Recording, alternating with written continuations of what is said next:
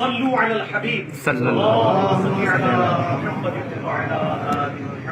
तो मैंने 2 शर्तें रखी थी मेरे भाई, अकेले आना है, कैमरामैन साथ ले आओ, दूसरा सिर्फ अकीदे पे बात होगी। और आप उसकी वो पहली वो, अब मैं वो चोरों वाली तो लफ्ज मैं इस्तेमाल नहीं करता, जो 5 मिनट की वीडियो में 10 कटिंग्स हैं, उसके अंदर आप देख लें, उसने आते ही क्या कि यहाँ का ये मौलाना मेरा रैप है और 6 बंदे मेरी तरफ से होंगे।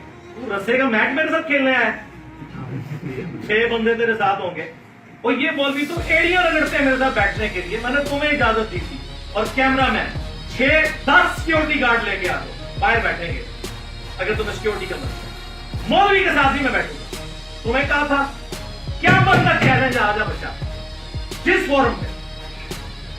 अभी तो मैं आगे इंशाल्लाह क्लियर करता हूं ना ये जो ताहिर अशरफी के बारे में, ये इनका रैप बन के सामने आया है और झूठ बोला है इसने कि मेरी बात होगी फलां से फलां से फलां से।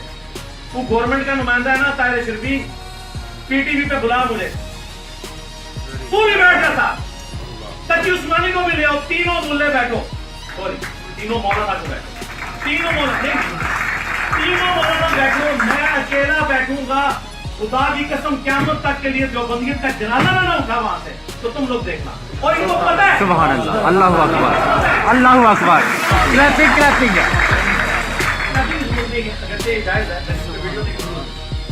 कि जिस तरह अमेरिका जाते हुए ना ये अफगान वार हमारे ऊपर मुसल्लत करके चला गया ना, ये रात के अंधेरों में चोरी की तरह वीडियो बना के यहाँ के 6-7 मुल्ले मेरे ऊपर मुसल्लत करके जा रहा था और उनके नाम ले रहा था।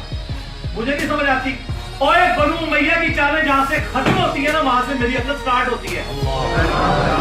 मौला अली को जंगे सिफीन में धोखा दिया था ना, मोहम्मद दूसरी दफा सुराग से नहीं चला जाता। तुम लोग क्या समझते हो मुझे? डंगरों वाली अप्रोच के लिए भी भाई एक वीडियो चढ़ा देते, किस पे चढ़ाते?